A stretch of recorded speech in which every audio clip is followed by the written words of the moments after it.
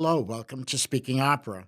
My name is Howard Hart, and I'll be your host today in an interview that I did with Louis Quilico, the great baritone, in December of 1981. We had a wonderful time together, and Louis Quilico spoke about his career in opera, his son Gino, who is now an opera singer, and his career as well, their connections and sharing of this great musical art form called opera.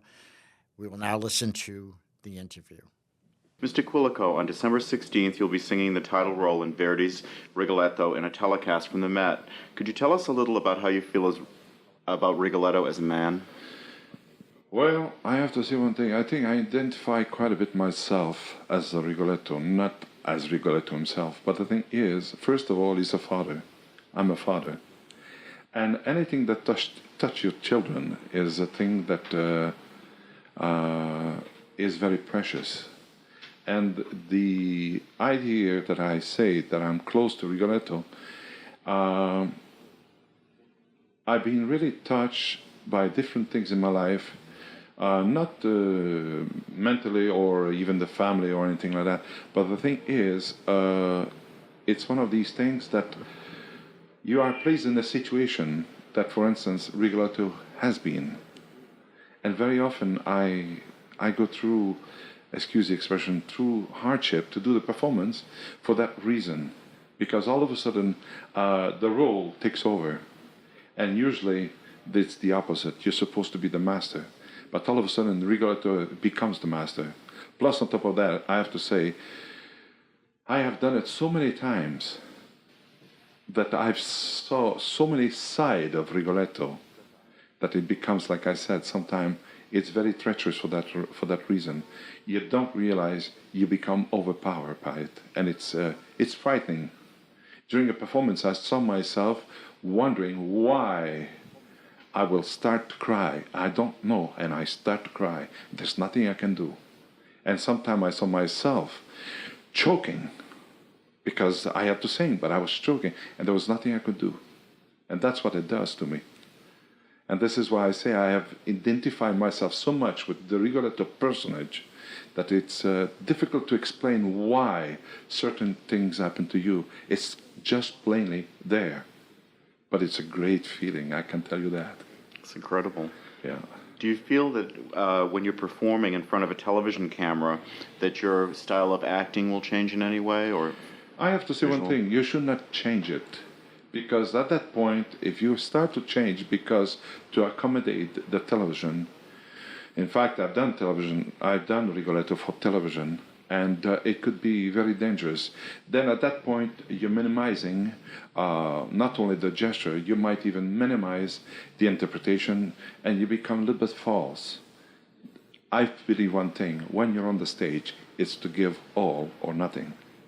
That's the way it should be. This won't be your first telecast at the Metropolitan, will it? No, this is going to be the second one. The first one was the mask ball with Mr. Pavarotti, and the funniest thing about it, it's again Rigoletto with Mr. Pavarotti. That's very interesting. Yes, very, very interesting. You're, in some way, you're tied together. Well, in your it telecast. seems to becoming my good luck charm, I would say. Ah. And I have to say one thing. You know, I've sang so many performances with Mr. Pavarotti. In fact, he's the tenor that I sang the most in this world. Very interesting. Yes. Mr. Quilico, your repertoire extends into many works by Verdi, Saint-Saëns, Massenet, Debussy, and Leoncavallo. This is just to mention a few of the composers you've sung. Are you looking at any new roles or composers? Well, if we talk about how many opera I've done, I've already performed on the stage over 202 operas. Many of them, I would say about 170 to maybe 180 of them, I will never perform again. Some of them is because physically, some of them is, how can I say, treacherous opera. Plus, on top of that, like I say, there's a lot of them, they will never perform again. And for instance, I'm going to be doing very soon Sappho by Pacini here in New York. The last time I've done it, because I created it in Italy, I would say about 15 years ago, in Naples. It's an opera that I have a funny feeling. After we're going to do it here in New York, that will be about the end of it. Because you see, they're kind of opera that they're specialty. I did Wozzeck once upon a time, and I refused to do Wozzeck for one simple reason. It's got a little bit something in common, for instance, with Rigoletto. And when I did it, I became completely out of control. Wozzeck took over. And I was so scared that I said, I don't want to do these things anymore. And these are the reasons, for instance, that there's a few of opera that did happen, these things. But as most of the, as a young opera singer, very often you are asked to do opera that will never be repeated. I've did Iphigénie en Tauride, Iphigénie en Aulide by Gluck. When is it going to be done? Never again. The Trojans, I've done it. It might come back, it might never come back, you know. And this is the reason why many of my repertoire are gone out of my repertoire for that reason. Plus other opera, like I used to love to do Bohème, I used to love to do Silvio, L'Elisir d'Amor, Belcore. Well, I have to say one thing, I have to leave this to my son because he's got the physique. I don't have the physique. Mm-hmm. It's not, the voice is not good for this kind of role. I could do tremendous justice to it. But the big problem is, physically, I don't have the physique. And in fact, somebody was telling me one day, well, Louis, if a lot of people would approach the career like you do, because you feel physically you should not sing a role, he says, there would be a lot of people out of business. I don't mind, because for me, you've got to justify what you represent. If you cannot justify, I think it's not good for. And plus on top of that, today the public is very well aware, advised of what is. You know, we should not go on the stage and thinking nobody there in the hall they're all stupid. They are not stupid, because there's some of them. I mean, they're just listeners. They don't know much about it, but we'd be very surprised how many people in that hall that knows. Maybe not as much as you do, but they know very well what you're talking about. And I think this is the thing that an artist in life very often has to be very careful. If you're not careful, you can, it's a knife with two sides. It cuts both ways. And don't play with them. You mentioned your son Gino, who's now having a career in Europe. Could you tell us a little about his career and so forth? Well, I have to say one thing. This is a treasure. You know, I think in life, you can have a second chance. But can you say having not only a second chance, but a kind of a second life? Because when I say this, it's a simple reaction. My son singing, it's like part of myself singing all over. And I think it's a great, God has blessed me more than anybody else in the world. And today, if I hope not to die right away, but if I would die, I still say my life is a dream. I'm dreaming. I'm working. Louis Quilico is there, but it's somebody else there, not me. And I think it's a marvelous feeling. Like I said, I make God a liar. They say you don't find happiness in this world. Not complete, but a great part of it, yes. Because I feel this way. And I think my son is starting to feel that too. And in fact, more than I think I think he believes in.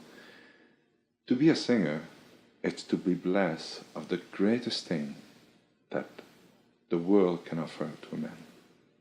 And the thing is, I feel sorry sometimes when I see people that are using this as a trampoline to be just a commercial part of their life. For me, it's not commercial.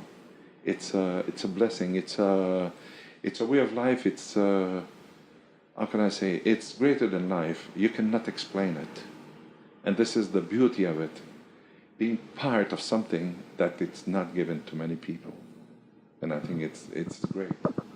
And like I said, to come back to my son, when you think that your son is doing what you have been hoping for yourself all your life, what is more to be asked about life? It's practically impossible. You're having a telecast in a very, very close More time than period, close. right? The thing is, I'm doing the telecast of Rigoletto on the 16th. And in fact, on the 16th, the same day, but it will not be exactly the same day because for him it's going to be like for us, the 17th. But for him, it's going to be still on the 16th. He's going to be doing the. No, in fact, we're going to be very close. In fact, it might be approximately at the same time because he's going to be doing a telecast of the Barber Civil for the Paris Opera exactly on the same day. And if I didn't measure, I didn't get the exact time, but I think it's approximately the same time. I have to check on this.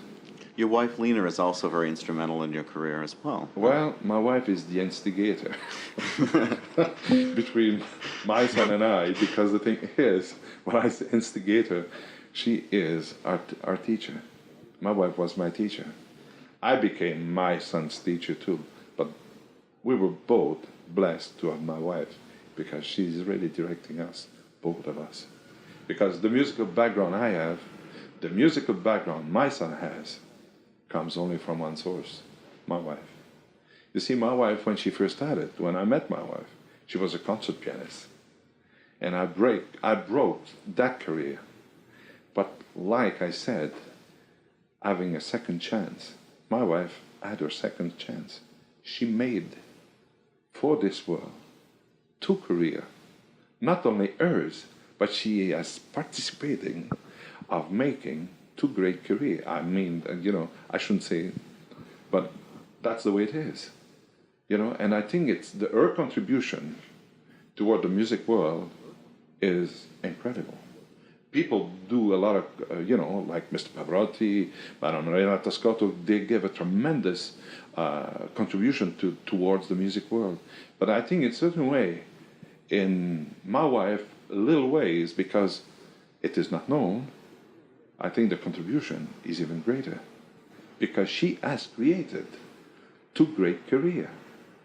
And my son, I have to say one thing right now, is doing beautifully well in Paris. And it's so funny because I assisted to his debut. And very often I've got people that comes from Paris and they come and see my performance and they would say, last week we were in Paris, we heard your son. And there's a lady that came to me and she says, I look at your son on the stage and I remember you in New York, seeing you in New York.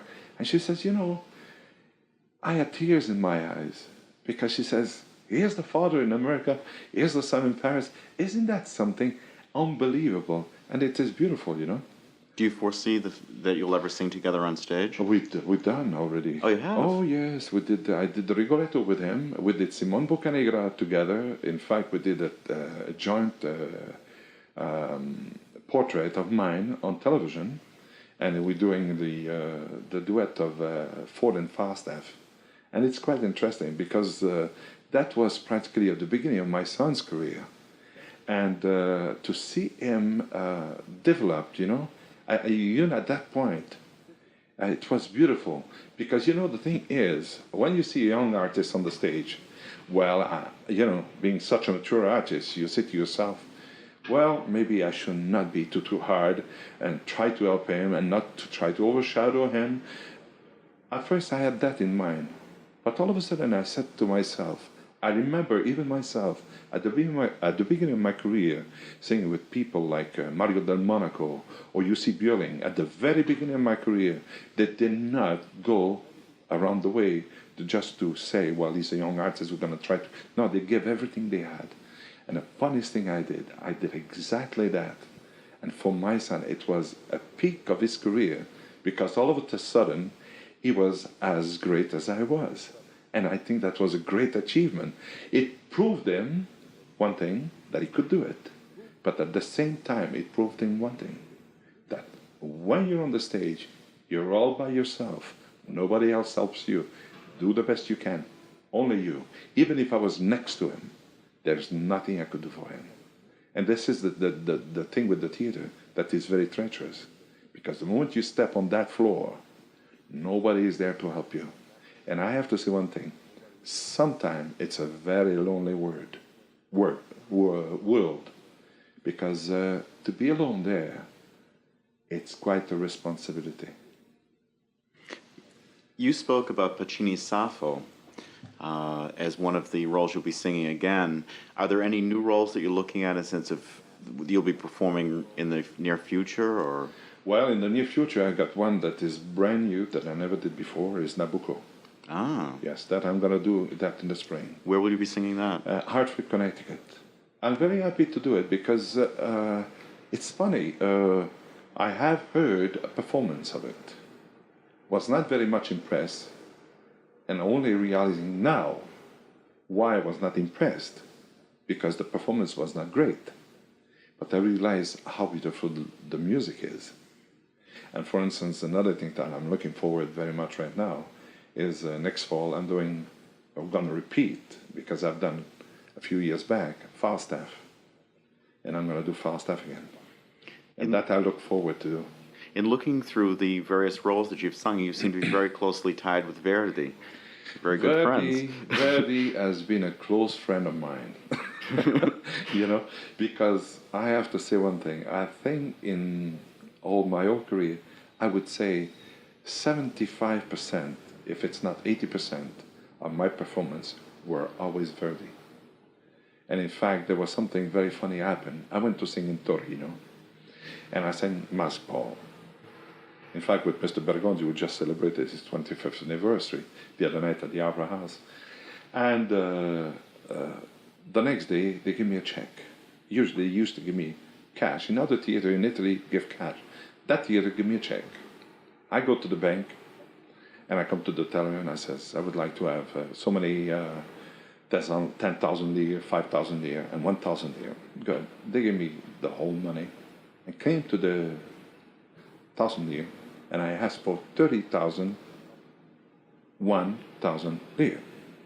And the lady, the man, starts to count, pum, pum, pum, pum.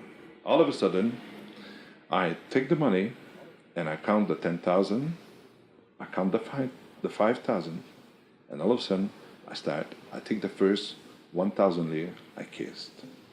I take the second, and I went on. And I see that teller, his eyes popping up. And I could feel his curiosity build. And all of a sudden, when I came to the last one, I kissed it. And I says, you're curious to know why I kissed this? He says, yes, I'd like to know why. He says, I'm ready to call the police. I said, don't call the police. I says, it's very simple. I says, last night, I sang Ballo e Maschera. That's from Giuseppe Verdi. I says, look on the 1,000 lire. There's the picture of Giuseppe Verdi. And even today, he paid me. It's a wonderful story. But I tell you one thing, it was so funny to see that poor man across there looking at me and says, what is this knot? What is happening to this one, you know? You probably made his day. Yes. In fact, he came and see the second performance. I had to give him a ticket for it. Yeah. Well, we'll definitely be watching TV on the 16th of December. Well, it's a kind of I have to say one thing, to do the Rigoletto. After doing so many performances of Rigoletto, because by 1984, I would have signed 500 performances of Rigoletto. That's a lot of performance. And like I spoke once upon a time to another baritone, I says, I would like to be able to shake hands with another baritone that I've signed so many performances of Rigoletto. And this is why I said before, Rigoletto puts you in a mood that nobody can know. Only you can know this. And no matter what anybody will say, talk about Otello, talk about Norma, but I have to say one thing, Rigoletto is a third dimension role that is so great. Unless you are true to it. If you are true to it, you go through an ecstasy that I've got shivers just to talk about it. And it is true, you know, because it's the portrait of Rigoletto is such a three-dimensional portrait that you don't exist anymore.